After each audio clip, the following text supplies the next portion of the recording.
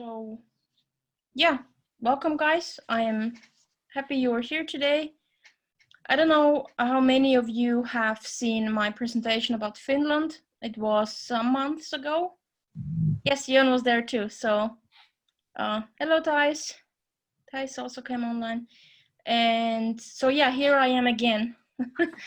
This time with my home country, Austria. So, the country I was born in, which is very different to Finland, and I will make some analogies between in the presentations because I think it can help to understand a little bit the difference between the difference in Holocene of country and how history changes that Holocene and how the existential needs of that country changes with that. So looking at these two countries might be also really interesting. So I will once in a while make a comparison to kind of like try to clarify that difference. So yeah, this first picture here was taken in southern Austria. It's very close to the Slovenian and Italian border. So basically this was like a high stand. Do you say it in English? Like you climb up this high wood tower for like several meters. It's like this outlook. I don't know what it is in English. Just for people to climb up and like have this like overview of the. Yeah, I think it's pretty much that. I think it's something like an outlook basically. So you can see it's like there's gentle hills and then those mountains in the back where the sun goes down. That's basically Slovenian mountains already. So you see. From here you already see basically towards Italy to the right and to Slovenia to the left from that vantage point. A lookout, that's the word, lookout. Yes, perfect, thank you. Not outlook, it's a lookout. So yeah, this is like rural Austria, basically countryside where I grew up. I was born in Vienna, in the big city, but we fairly quickly moved to the countryside. And we're like this hilly volcanic region. Yeah, so today I will talk a little bit about facts about Austria, so like facts and numbers and dates. We'll go into the very, very, very long history of Austria.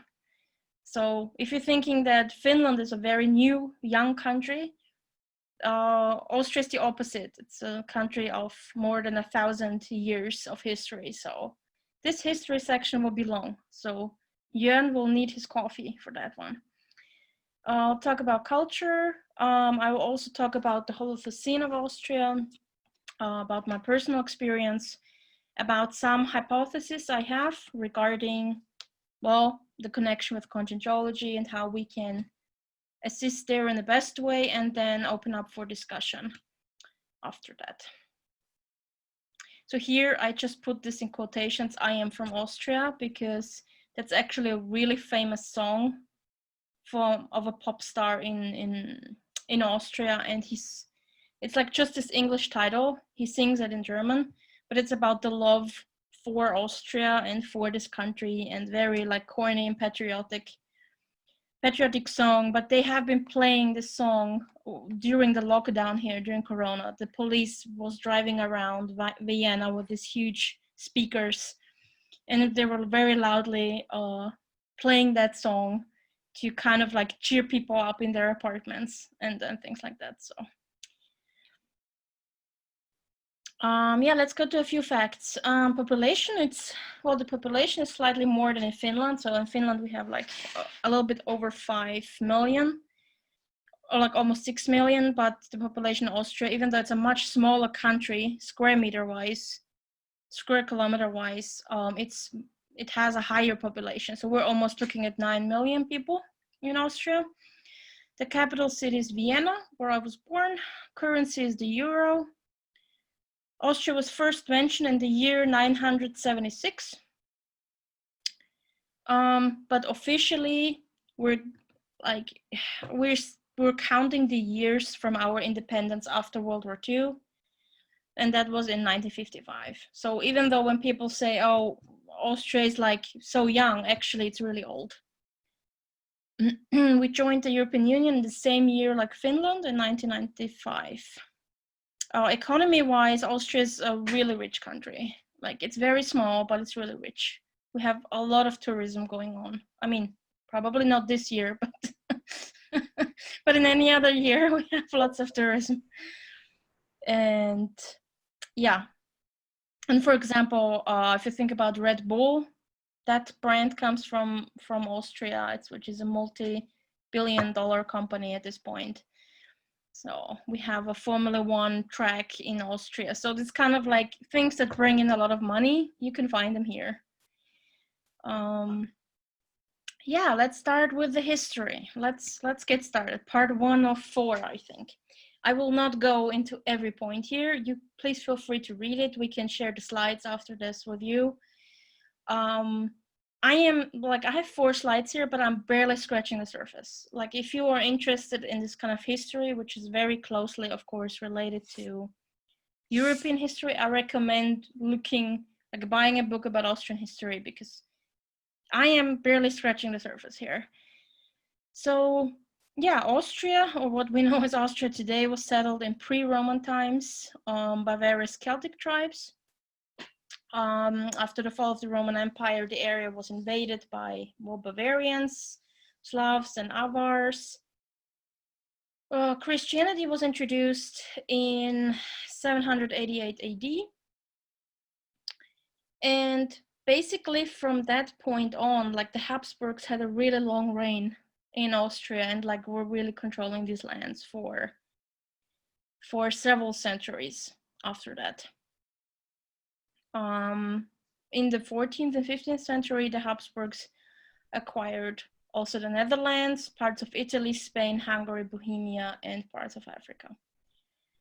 So they were power hungry and they were not hiding it. So very early in history, what we know of Austria today was of course much bigger back then, but there was already a lot of power grabbing involved and like reigning, and the big empire was in the building. For the etymology, like basically Austria in German is called Österreich. So you have like East and like empire or like realm. It derives from the Old High German Osterreichi. And yeah, it basically means Eastern realm.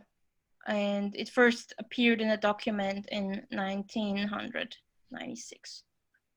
And this picture there is the picture of this first time that it was mentioned in history, like in the documents.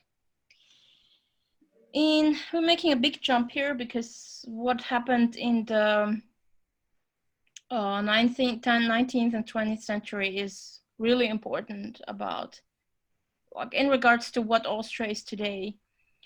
So in 1804, the Empire of Austria was founded, and 2 years later was involved with the War of Revolutionary France, and yeah, with Napoleon, and it also meant the end of the old Holy Roman Empire, which basically was a big part of Europe back then. In 1814, Austria was part of the Allied forces that invaded France, ending the Napoleonic Wars. In 1815, the Congress of Vienna took place, and Austria emerged from that as one of the continent's 4 dominant powers. In 1866, we had the Austro-Prussian War, and from that, basically, we started having the Austrian-Hungarian Empire. And then again, like the country was getting bigger and bigger, and the rule included various like international groups as like the Slavics, the Croats, Czechs, Poles, Serbs, Slovaks, and Slovenes, and Ukrainians, as well as large Italian and Romanian communities. So it was really international for its own history. Like a lot of countries were under its rule. So if I go forward here to 1914, we had the famous assassination of Archduke Franz Ferdinand in Sarajevo, which then caused Austria-Hungary to declare war on Serbia, which triggered World War I.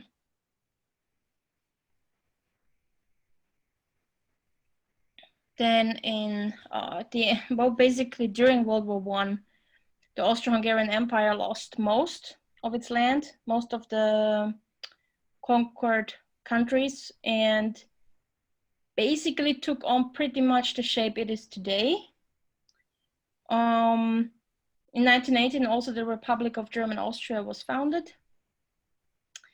And then we start really going into the phase that determined, or that really in a way determined World War II and why it happened the way it happened. Because after the defeat, the Treaty of Saint-Germain and also of Versailles forbid the union between Austria and Germany, because both at that point were already they had the German language in common and they saw each other as belonging together, belonging into one country. So we had the birth of this annexation movement, basically the Anschluss movement, getting bigger and bigger in Austria, because now we were left to be this rather small country, so we actually wanted to belong to a bigger country again. So we had this, most people wanted to be part of Germany at this point already, looking at 1919. 1919 was also the year my grandfather was born. Yeah, so basically those two treaties, not only did they forbid the union, but they also determined that German Austria has to rename itself to Republic of Austria.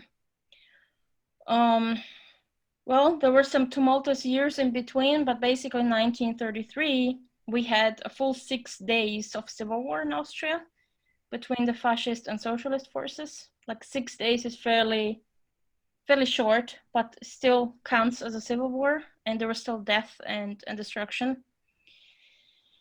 And then in March 1938, 12th of March, Austrian Nazis, and this is important here to notice that Austrians that were part of the Nazi party took over the government in Vienna while German troops started occupying the country. So the first move of the actual annexation was made by Austrians. And on the next day, the Anschluss or annexation of Austria was officially declared. And afterwards, if that wouldn't be already proof enough, in a way, that Austria really wanted to be part of Germany, on the 10th of April, a whopping 99.7% of 4.5 million Austrians voted for the Nazi party.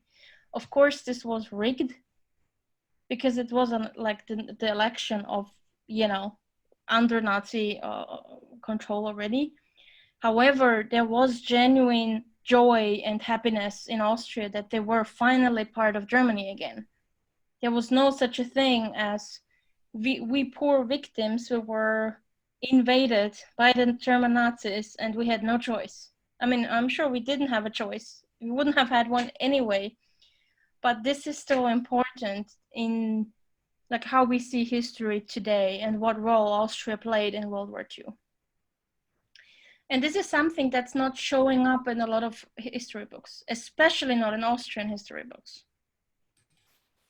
Melanie, just a question. Is the reality very different today between how Austrians feel towards Germany and basically nowadays it's this, how can I say? It's this friendly teasing. We Austrians think that not we Austrians, but there's a lot of jokes about Germans in Austria and yeah, this kind of things. And equally in Germany, there's these jokes about Austria and oh yeah, those are idiots and whatever. So it's this kind of Austria doesn't want to be part anymore of Germany, but neither do they hate each other. I think it's a friendly kind of teasing back and forth. And I think Brazilians also tease Portugal, and Portugal teases Brazil because they have the same language and stuff like that. So it's a positive relationship in that sense, but overall, no, we don't want to be part anymore of Germany. So yeah, there was a massive genuine support for Hitler. Obviously, he was Austrian, right? So most people know that, or not. Actually, don't know. Most people don't know it. They think he was German, but Hitler was born in Austria, and he came to power in Germany, and then basically took his home country and joined it. So this is why I don't completely agree with reurbanization concentrating only on like Germany and the trauma that's there and the guilt, because honestly, a lot of the guilt is on Austria and not only on Germany. This is why I'm always like, I'm not even blaming Germany so much for that, more than I blame Austria for what is happening. Like Hitler was Austrian. There's no, that it's a fact. You cannot go about it in another way. Sergio, please. Yeah. But I think that you overlooked the fact that both treaties of Versailles and the another treaty, Vienna, I guess, they were, both for Germany and for Austria, extremely unfair. This is a point to be taken into consideration as well. Do you agree with that? Yes. They were unfair, but they were to horrible. justify a world war, that's another discussion. Okay. You know what I mean? It's like, yeah, it's an unfair situation, but are you going to start a world war over it?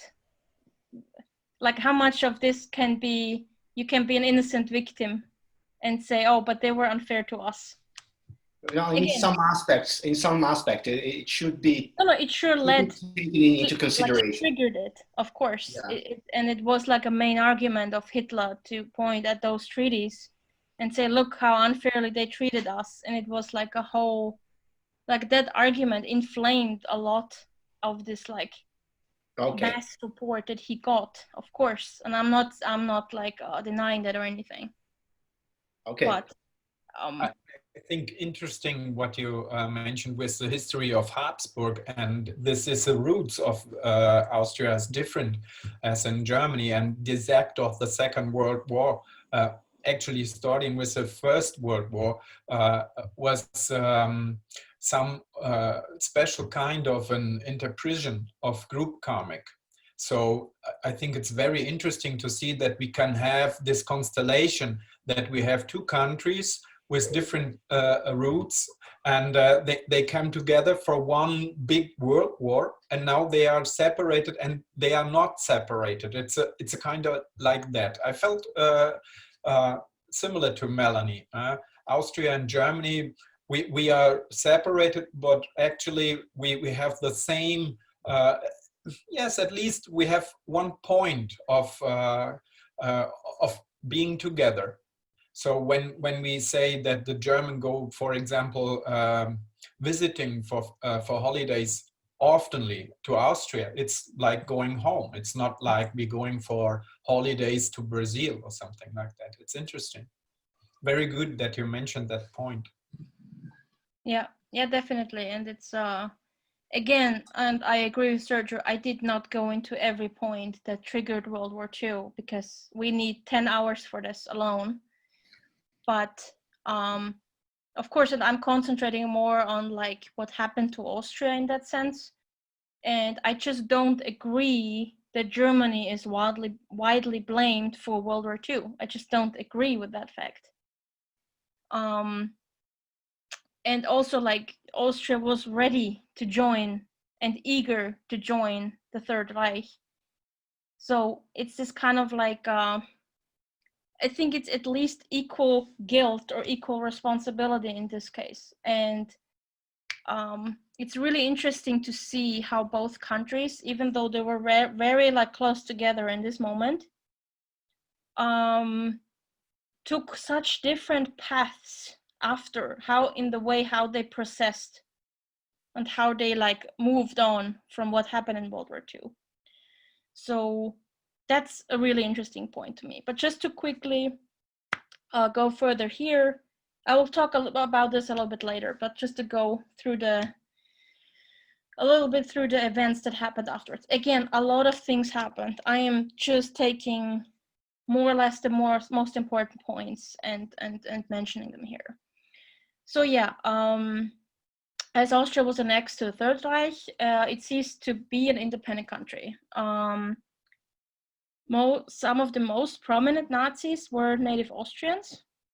In April 1945, Vienna fell during the Soviet Vienna offensive, just before the collapse of the Third Reich.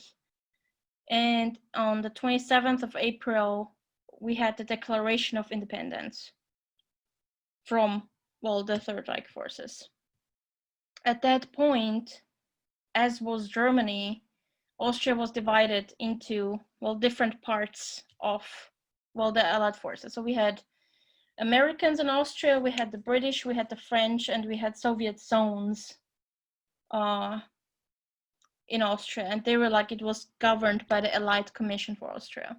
So for example, my grandma, she still remembers that time basically, and the house where my parents still live in today and where I also grew up in, there's this legend that is told, or this myth, that a Russian, it's the fact that the Russian forces were occupied where our house stands nowadays. So they had like a military base there, and 500 meters, there's the actual like core of the village, and then there were the Americans.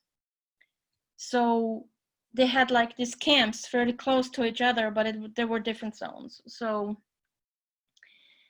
the legend goes that when the Russians left, they couldn't take their tanks with them. So one tank is still buried under our house. That's the legend that goes around in the village. Like somewhere below our house, there's this huge military tank buried.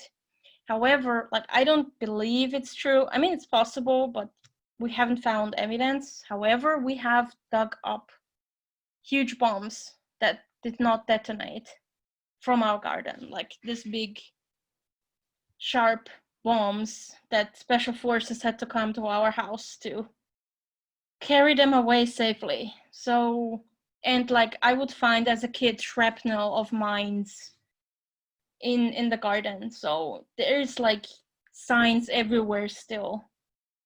Well, especially at our house, but also we still did find trenches that were dug in the forests by the soldiers. So you can still see physical signs of that phase. So at that point in April, still Austria was still treated like it had been originally invaded by Germany, and basically it was freed by the Allies. Between that point and the 1955 real Declaration of Independence, there was this commission in Moscow that was assessing if the invaded countries had resisted the Nazis when they were invading.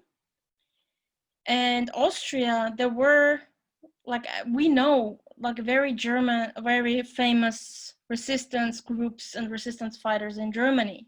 They're worldwide known, the White Rose and other people. But in Austria, we also had resistance fighters, and there's basically no knowledge about these people. They're not mentioned in Austrian history, but Austria gathered these accounts of these people, of these resistance groups and fighters in Austria, and presented it to Moscow back then, saying, oh, but we resisted so hard. Here's the evidence. We poor people, we had nothing to do with anything. Please give us the independence. So because of these resistance fighters, because of these resistance groups, peaceful and otherwise, Austria regained fairly quickly its own independence when Germany was still occupied. So this is a really important part that I want to mention here that you are not seeing in any history books. I mention it at this point because if you look at 1986, Kurt Waldheim was elected as president, who was a former Wehrmacht officer and was accused of war crimes in World War II. He was elected as president in Austria after that. And then in 1995, Austria joins the European Union. So this may like feel abrupt now, and then they're like, oh, but what happened afterwards? How did Austria go about processing the trauma like Germany did? Well, the short answer to that is it didn't happen. While this huge like Entnazifizierung started in Germany to really like the denazification basically, and they were like really strictly persecuted in Germany, and there was a lot of like the whole infrastructure was built in Germany, and it went into the school education system, and the pupils were taught for decades how bad Germany was because of this. I mean, Jan, maybe you want to correct me if I'm saying anything wrong, but like I think Germany took it very serious, and they had a trauma from what had happened in World War II. Unfortunately, this same thing did not happen in Austria. So not like there were some Austrian Nazis persecuted for their crimes, but by far not all of them, very few actually. We have political parties still today in government that have been founded by Nazis that were not persecuted back then. A newspaper that is the most popular newspaper in Austria still today was back then founded by Nazis. Resistance fighters after Austria declared its independence were ridiculed, they were discriminated, they were still like persecuted like by the common folk, basically calling them traitors to the Third Reich, basically. So yeah, as I mentioned before, we regained independence because of these people, because we could show evidence that resistance was attempted. Austrian schools do not teach about the resistance fighters, there's not one name, there's nothing about these people. We learn in the Austrian school books that poor us, we were occupied, we were annexed against our will to the Third Reich. And I only like 2 years ago, I learned about the Austrian resistance fighters with 26 years old, only because I was looking for that information. So you can see that this went a very different path than Germany went. And that all this trauma and realization that things went wrong and that we have to improve did not really happen. It did not really start in Austria because we saw us as a victim. Why would we have to teach the kids, about anything? Like, oh, we were the victims. That's all that happened. So, and this is, if you go to Austria and you talk about the names of these resistance fighters, no one knows their name. No one knows about this. So this is something that is really important and that we have to keep in mind when we're thinking about reurbanization, when we're thinking about the Holocene of Austria, when we're thinking about existential needs. So to go into a little lighter topic, not everything was really bad in history. We also had great consciousnesses and geniuses and amazing like musical pieces and discoveries in science and philosophy. So let's look at the positive side. For example, we had Mozart, of course, Haydn, Schubert, Strauss. I guess most famous piece is the Blue Danube, which I think is a very, very impressive and positive musical piece. It's not as heavy as a lot of classical music, and it was featured in the space movie 2001, A Space Odyssey. That's like one of the biggest sci-fi movies that has ever been made. And they took the full length of this Blue Danube song and put it into space. And where it, for me, it kind of fulfilled its potential. It's not just about ballrooms and fancy events and whatever to dance your waltz to. It's like it kind of there's like another layer in at least Strauss's music that I think that how can I say, has a really big energetic resonance with me, a positive one. So I recommend closing your eyes and listening to Strauss's Blue Danube and see what it does to your energies. For me, it's always very positive. We had also famous contributions to science and philosophy. So Austrians, among others, were Boltzmann, Mach, Hess, Doppler, we had Schrödinger, we had Sigmund Freud. But basically, here's the deal. This is not, this discussion is ongoing. When Sigmund Freud was born, that part of Germany still belonged to Austria. Where is Sigmund Freud from? Is he German or is he Austrian? I say he was Austrian because he also worked in Vienna. Yeah. But this is a discussion we could also have. And we have Viktor Frankl, who was a survivor of 4 concentration camps and who wrote really interesting books in his lifetime. And I think he's amazing consciousness overall. We have Karl Popper and we have Wittgenstein. So just to name a few, I did not mention here Arnold Schwarzenegger or Christoph Waltz, who are today in Hollywood. But yeah, they're also Austrians, so I'm a little bit proud.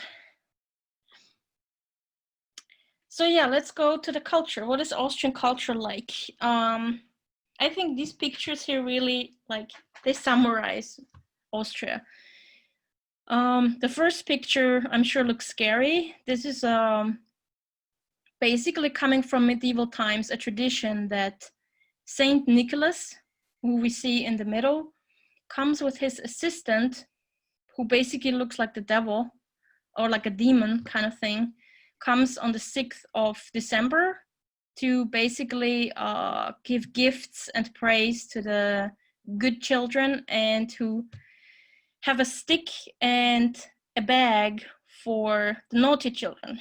And the naughty children will be visited by, well, here what we can see, the Krampus, this demon-like creature.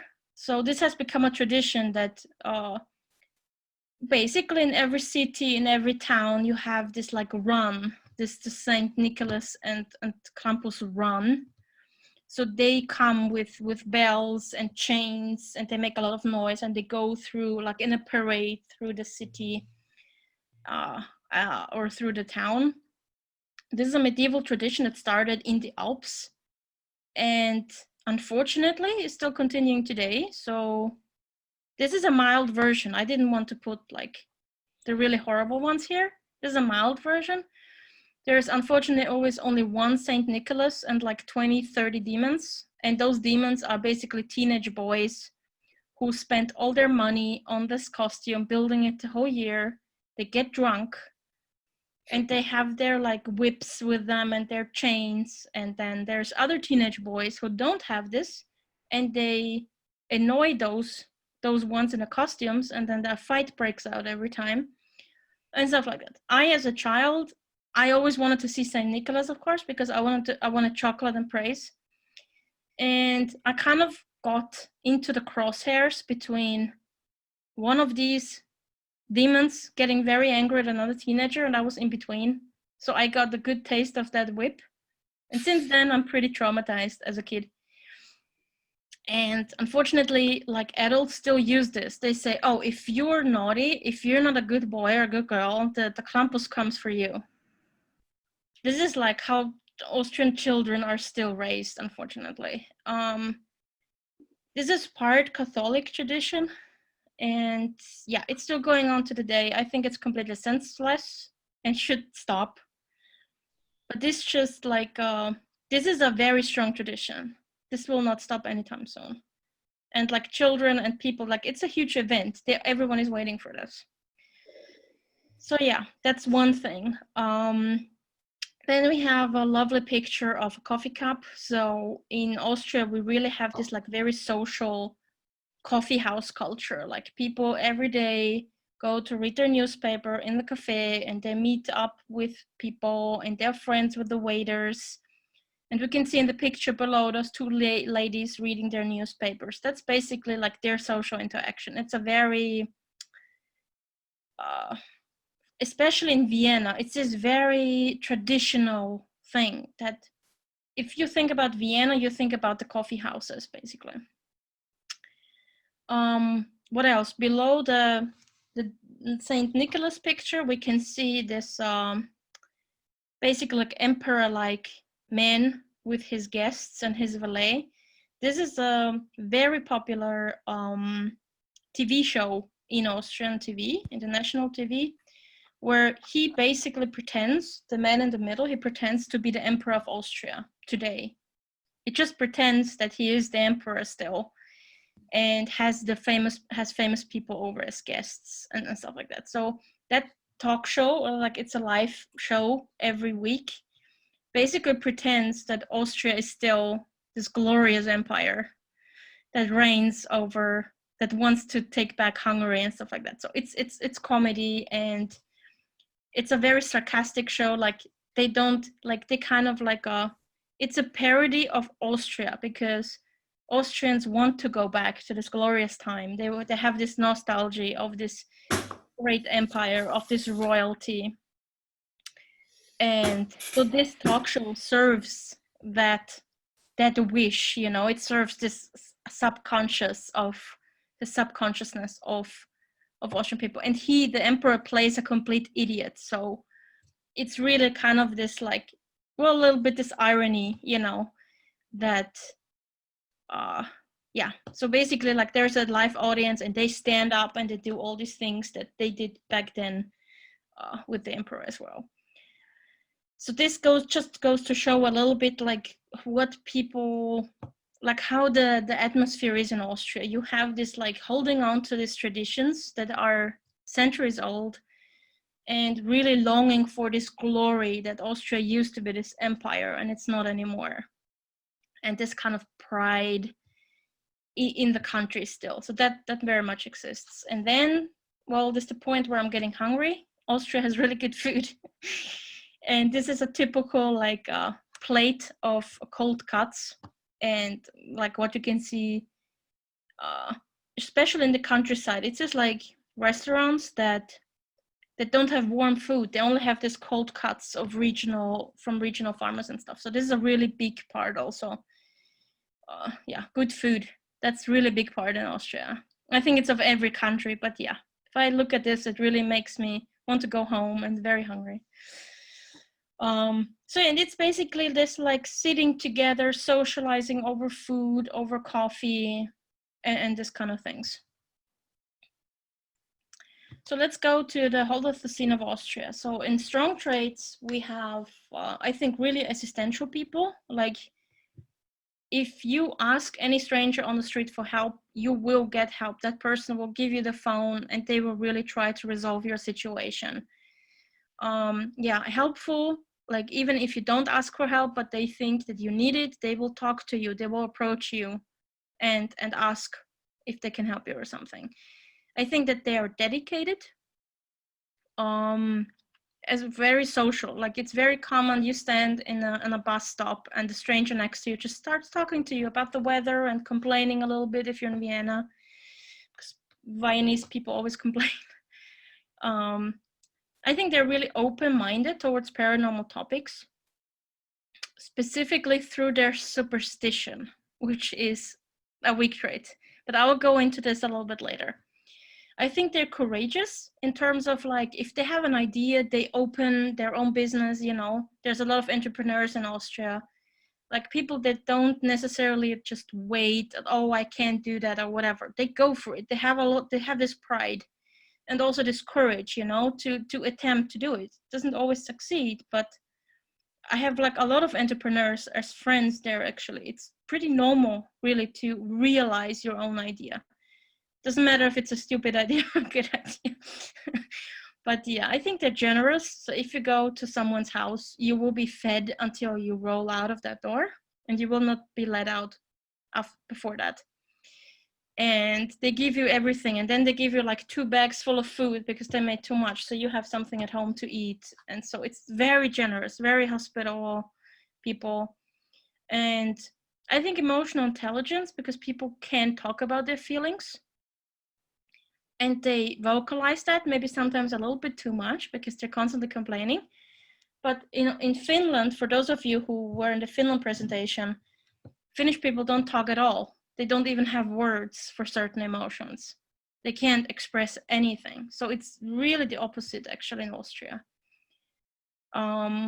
Critical thinking, like, I think that there's a lot more critical capability of common sense and critical thinking in Austria because people have this pride. There's like, but I, like, what are you telling me? You know, that they will question you and they will not accept everything you tell them immediately. For example, like obeying laws or whatever, they're pretty flexible with that. They have their own mind about what kind of laws and rules they apply and whatever. But I think it's connected with common sense. But also because of that, like, they're flexible. They're also flexible with rules and flexible with laws. So there's a lot of what we call friendship economy. So corruption, basically. If you know someone who knows someone, you know, it's just like, there's a flexibility, and you don't have that in Finland. Everything is very rigid. I obey the law, nothing happens. Even if like you're in your life is in danger, but the rules forbid me to do something, I can't do that, I'm sorry. In Austria we have, oh yeah, sure, we can make something work, you know, like wink wink. So it's this with flexibility comes the freedom of interpretation of rules, let's put it like that. I think that Austrians general are conscious of their own abilities, like they know when they're good in something, and they can admit to their talents and be sometimes a little bit too proud of them, a little bit too arrogant. I think they're eloquent and communicative. So in Austria, it usually goes, if you meet a stranger, they will, if they're confident enough, they will immediately challenge you to this like battle of wits. They will tease you a little bit, and then you have to come back at them a little bit. And if you come back really good, then you have their respect, and maybe a friendship comes from that. But if someone teases you a little bit, like this testing, and then you are super offended immediately and super upset, you lost the battle, you lost the respect of the person. So every time when I'm home and then maybe a neighbor comes over, then they immediately, like, they start poking a little bit, and then I have to, the better I get back at them, like with this friendly teasing, the quicker I have respect from that person, and I can engage in a normal conversation. So the Austrians are really trained in this kind of eloquence and this kind of like battle of wits, basically. It's pretty charming. It's just you have to know what they're doing.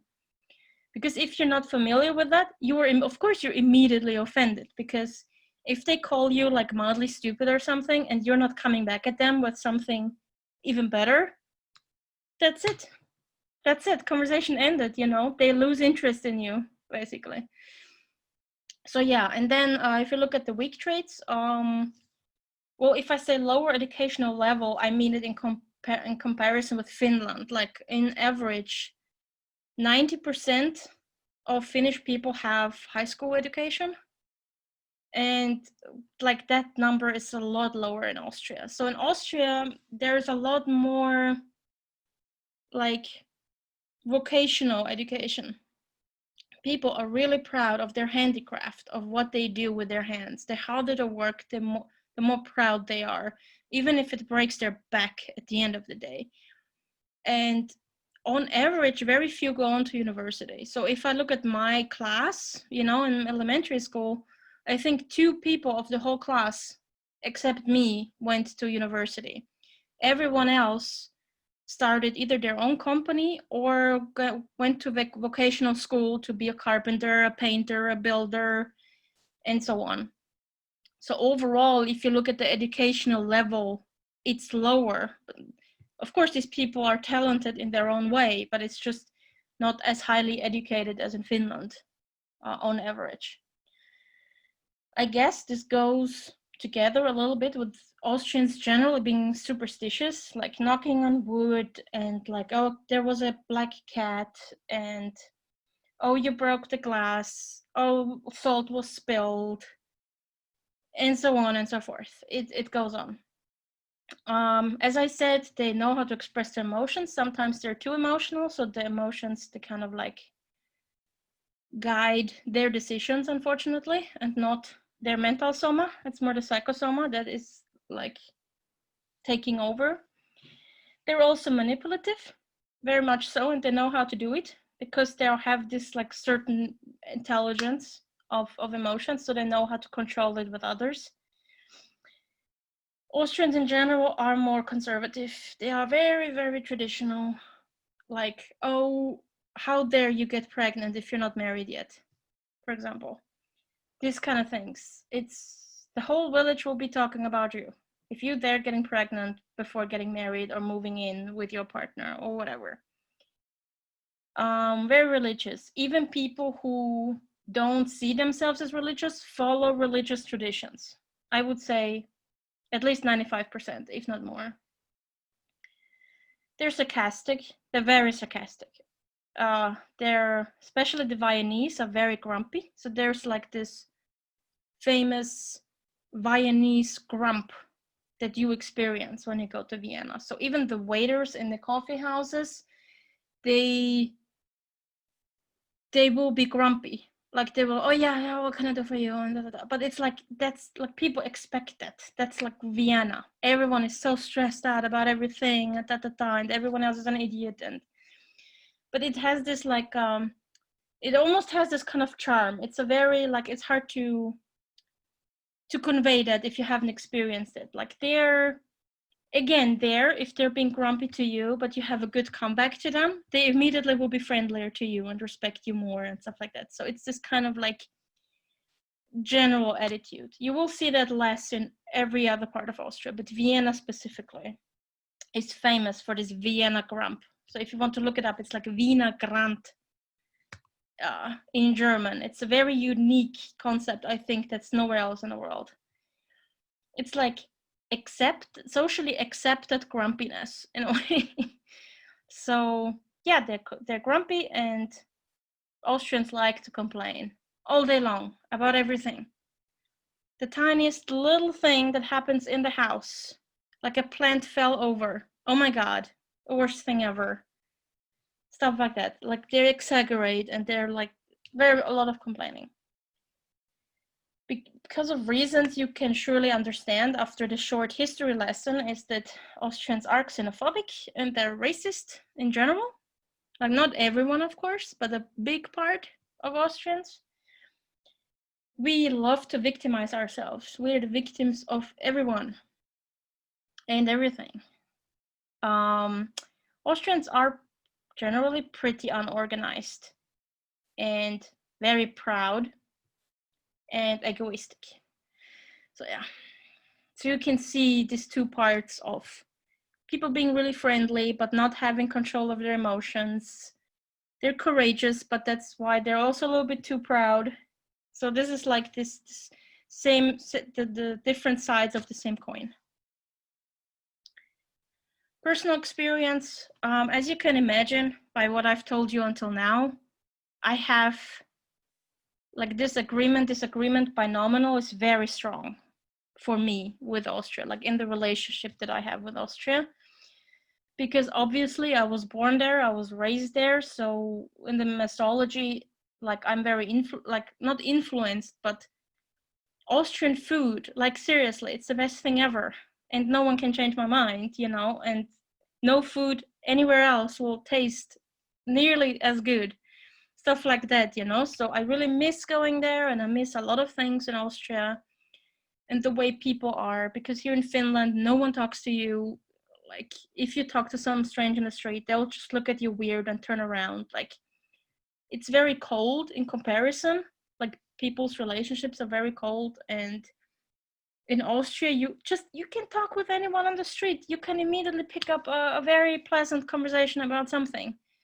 So sometimes I really miss that.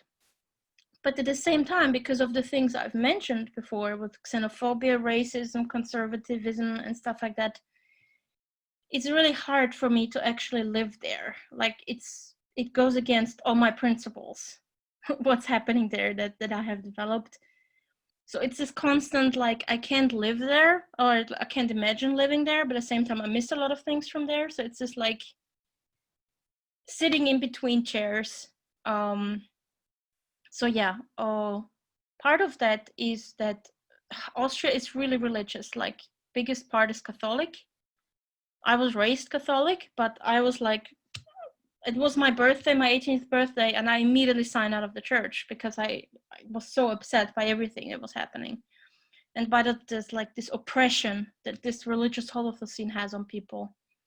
Like, I would have fights about very tiny things with my family about, I wanted to have a walk as a teenager on a Sunday, and I just had like normal house clothes on. My mom, like, you can't go out like this.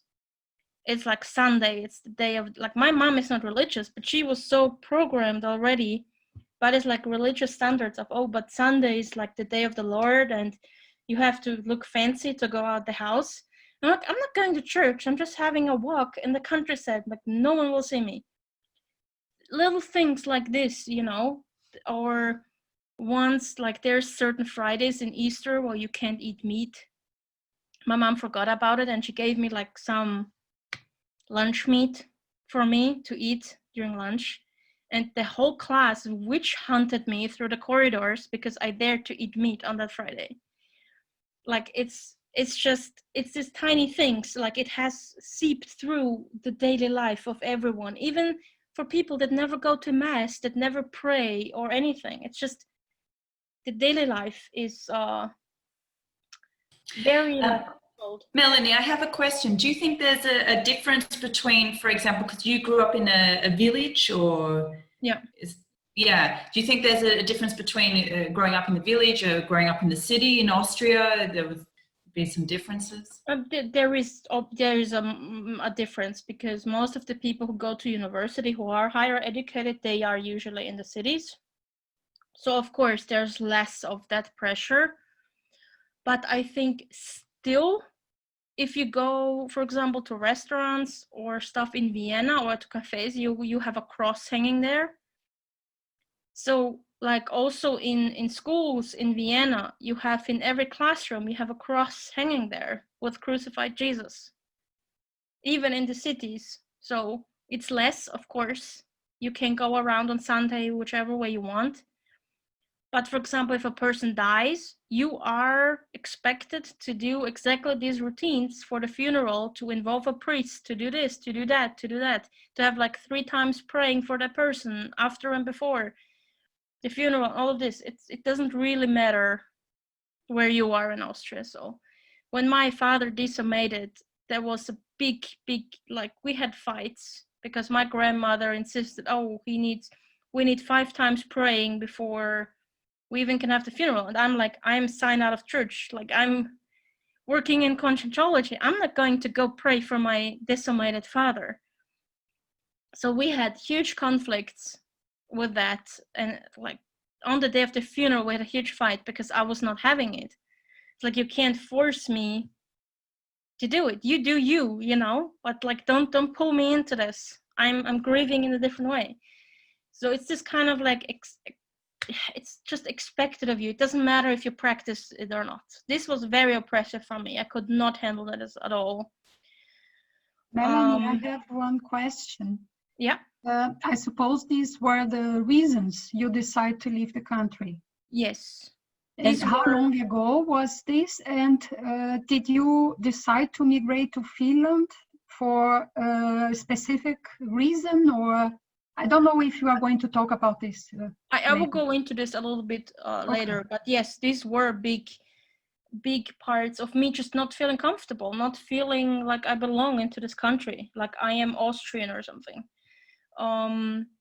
Of course, there's a lot of xenophobia and racism, so we have extreme right-wing parties in government, and it was just, I had physical stomach pain because I was not handling it well energetically when I saw these posters of racist slurs and whatever in Vienna. I could not handle that whole thing back then. So yeah, regarding everything being super bad there, the climate is actually really pleasant and warm. So sometimes it's November and you still have 20 degrees. I mean, it's very close to Italy, so it's really nice, pleasant climate also during summer. Here just a few pictures. These are mainly from Styria, where I grew up, which is southern Austria.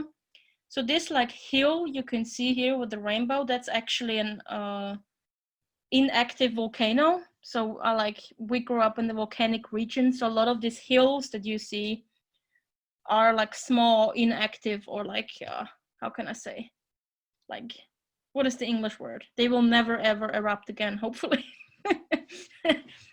Dormant, yeah. Dormant, yeah. So it's a lot of those. And if you climb, I climbed that like little hill when I was a child. I found like these volcanic stones of the lava and stuff like that. So you can imagine it's like really strong geoenergy basically in that region, specifically where I grew up. So the second photo there is like from high above, you can see a little bit like these hills, and if it's a little bit like higher hills, those used to be active volcanoes like thousands of years back. So yeah, as I mentioned before, Austria is strongly attached to its history of the glorious empire. There's this, if anyone who was ever in Vienna, you can see this romantic nostalgia for power and influence and this royalty and this kind of things. So it's very strong still in the culture. It's the main engine for its tourism, basically, nowadays. People go to classical Vienna to experience where the emperor was, and the museums and the music that was played back then and everything. So that's really strong. That causes Austrian people to be really resistant to change and being different or having new ideas about something. So for example, for me, as this like village child, to develop the idea to go to Finland and do something else, it was unheard of.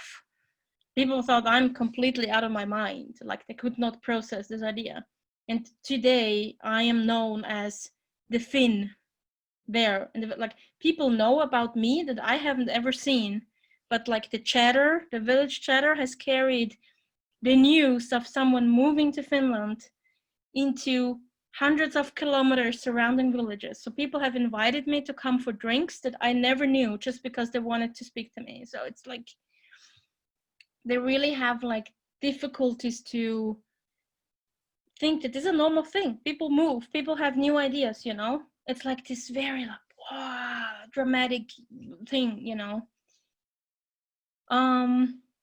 People are overall superstitious, I already said that, but they do believe and tell each other ghost stories or about paranormal phenomena.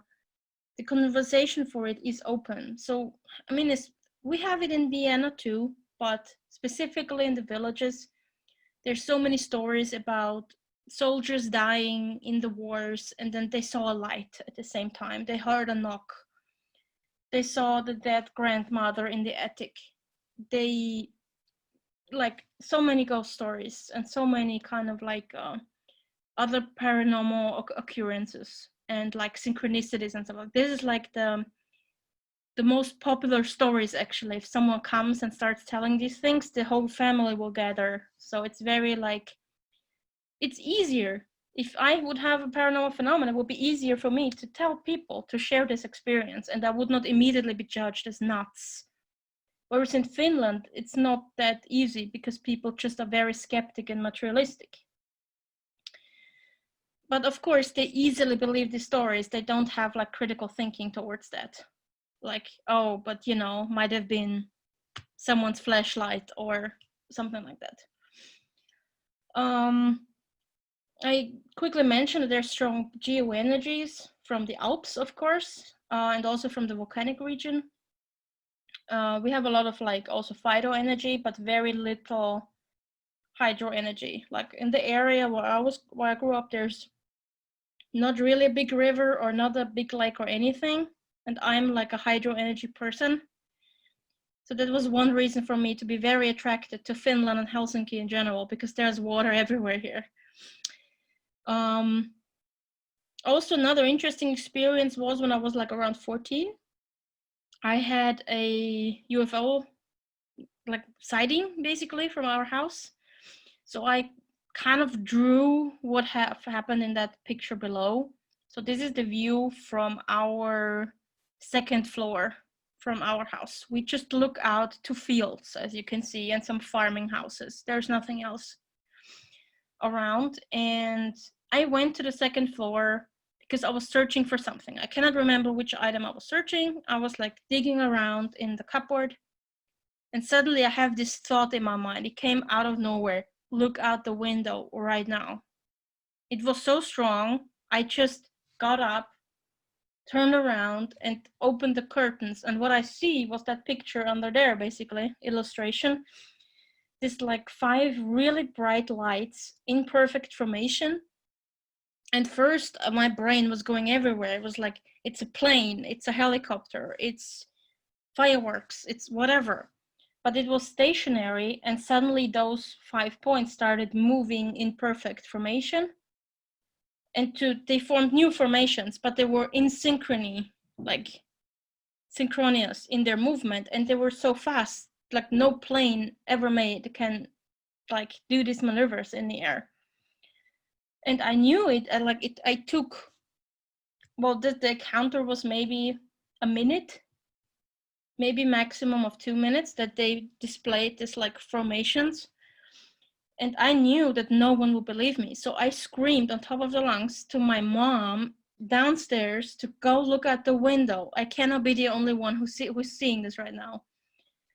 And while she was running towards the window in the first floor in this direction, they went out one by one, slowly went out. But she saw the last 2 going out.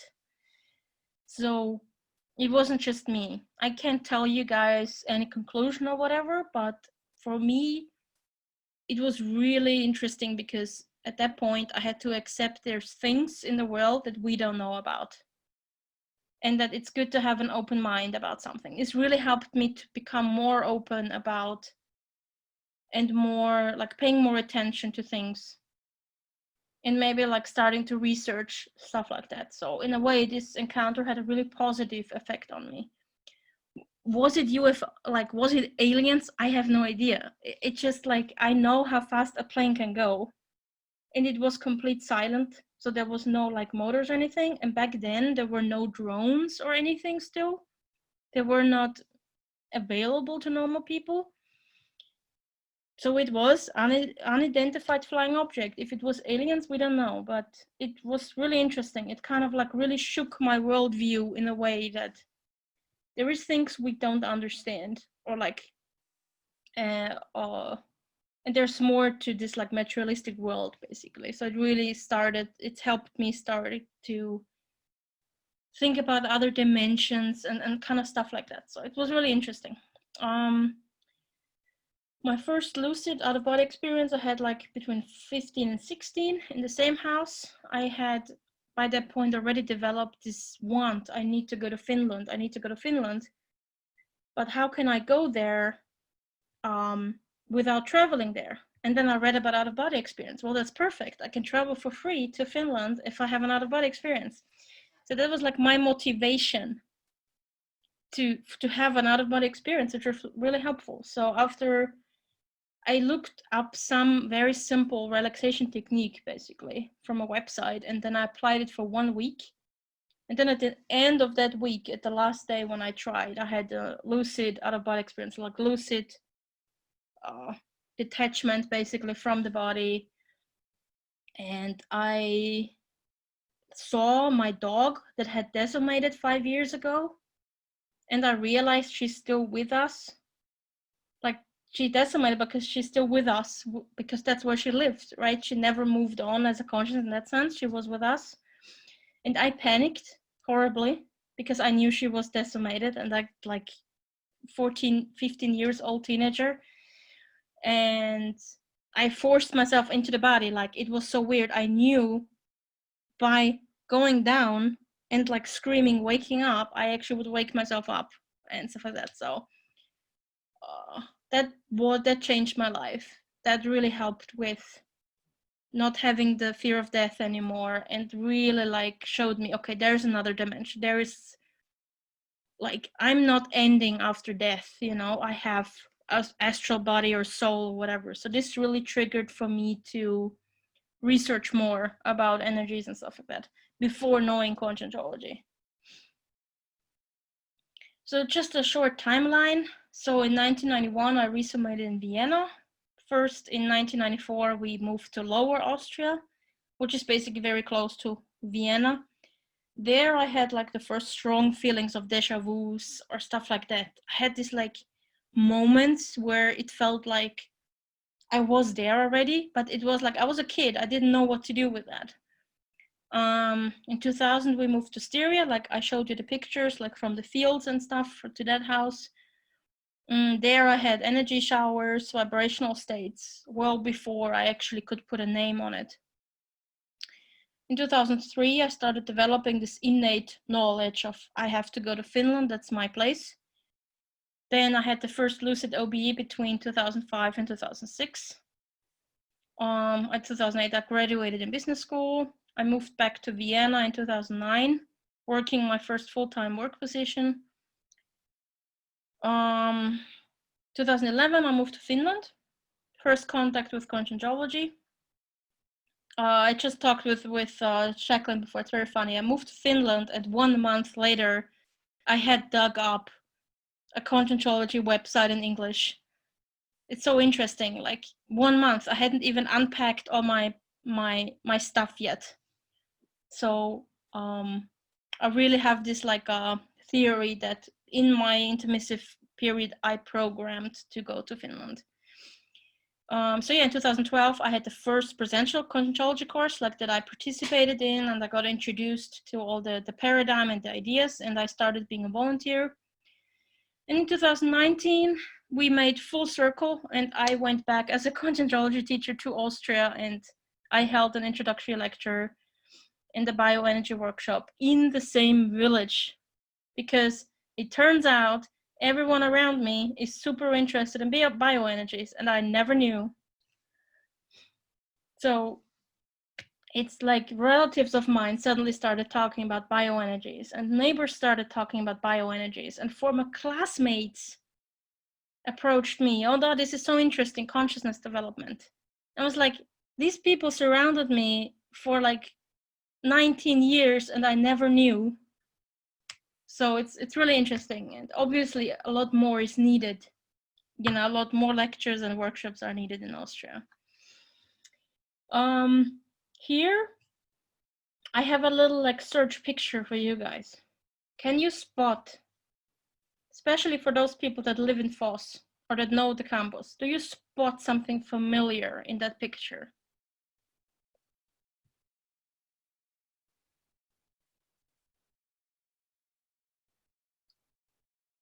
I can't hear you, Jacqueline, you're muted. Not the watchtower. Yeah. Do you identify that? Can you point it where you have seen it in Foss do Iguaçu? Yes. So this is, I had no idea about this. And when I first came to, okay, let me explain it and then I can share the story. So yeah, the former, like the land on which discernimentum is built, all this land belonged to an Austrian called Franz Kohlenberger. He had a horse ranch there, and this like this meat restaurant. I don't know how you call it in Portuguese. This like where you serve like lots of meat all the time on the plate. Like someone comes and Churrascaria. Churrascaria. Yeah, so he had that one and like a huge horse range. So all of this land of this elementum belonged to him. And when he retired, he sold the land to, well, to Conscientology basically, or to whoever made this transaction. And then they worked together with Alexandre Balthasar. But the one thing was that because he came from Graz, from Styria, Franz Kohlenberger, he wanted to build something, or like he already had built at that point a long time ago, this copy of this Graz, of this watchtower in Graz.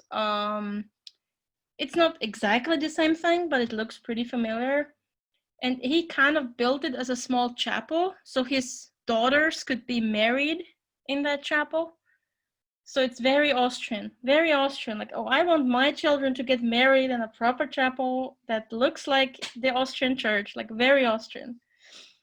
And his requirement for the Conscientology people to be able to get the land was like, his requirement was this tower needs to stand, it needs to continue, and you need to take care of it.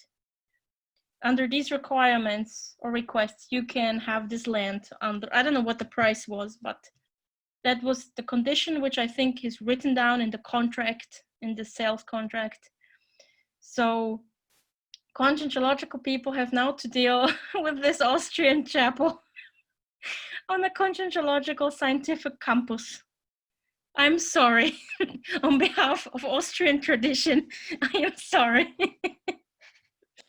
So it's like, how do you repurpose this kind of thing and leave it standing? You know, it's tricky, but I think it's very interesting story. So yeah, when I was first in Foss, like we went by with a car, and I was like looking at this thing, and I'm like, that thing looks like the watchtower in Graz, and I thought that's just coincidence. I had no idea.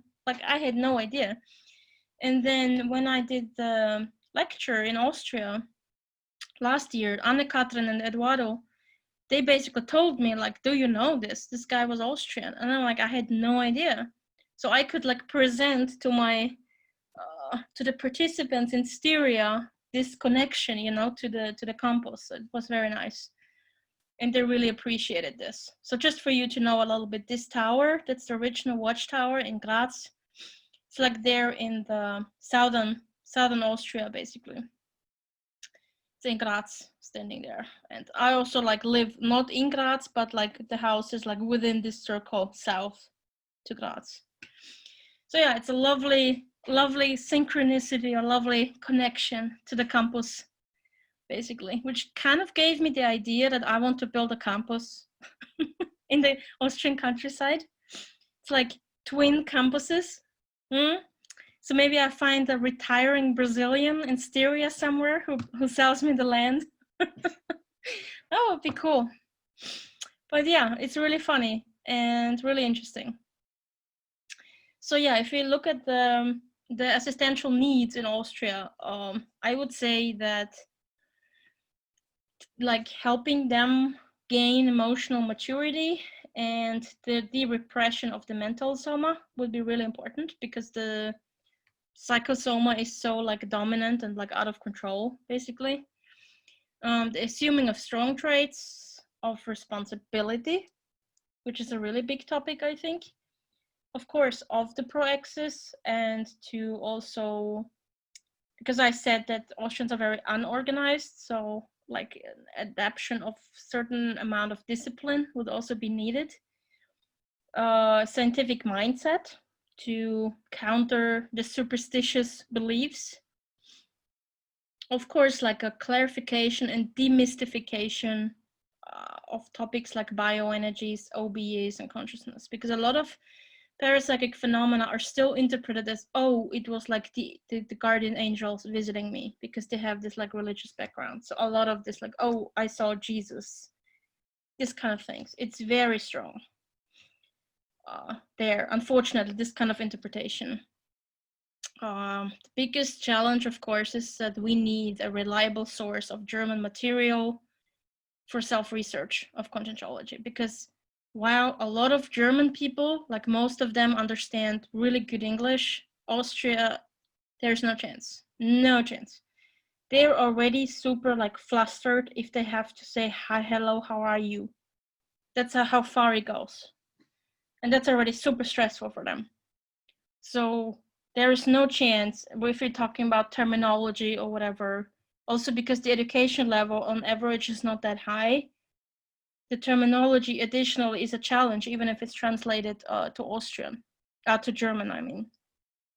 So it needs an adaptation of like, for example, if you have a course there, you can't just go with Holosoma or whatever. You really need to put a lot of examples, a lot of real life examples, easy explanations, a lot of analogies to explain these things. When, for example, you go to Finland, Helsinki, you quickly give like the translation and people get it just because they speak more languages, you know, they just know the roots of these words. In Austria, you don't have this background. Regular activities, of course, are needed in Austria to support the recomposition phase, because as we saw, a lot of things did not get processed after the world wars, and obviously of past wars long ago. So while Finland is freer in a way to develop new ideas already, because they like have not been involved like as a perpetrator in a way in the past, they don't have like bloods on their hands. Austria, on the other side, has a lot of this karmic debt.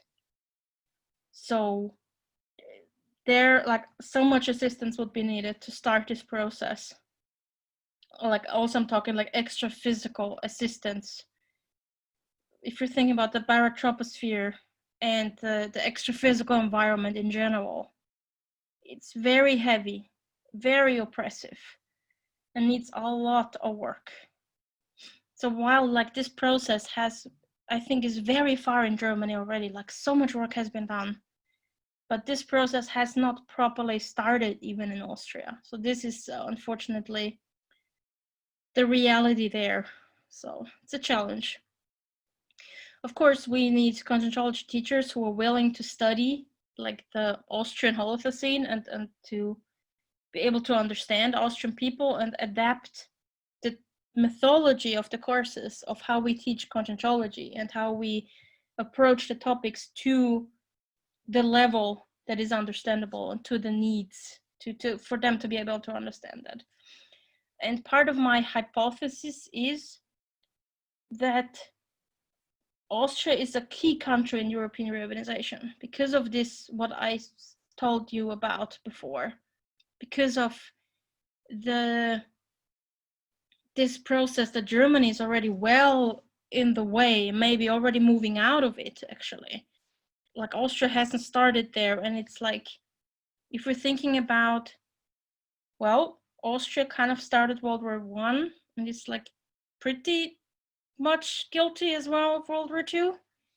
You can imagine like what kind of effect that has on the reurbanization process, like how much the extra physical environment has to be cleaned up and how much assistance is needed in the extra physical as well as in the interphysical, obviously. So I think that once we can move to the process, like when Austria gets to the point where Germany is today, we'll have done a very big part of European urbanization. I think a lot of like things will move faster in Europe after Austria gets the assistance it needs to move on in this case. So I really think that it's a key country, even though it's very small and very insignificant today, and people don't know much about it. But I really think that a lot of assistance is needed. And well, the hypothesis is what I just mentioned, like it's heavily influenced the Holocene and the barotrosphere. But what happened?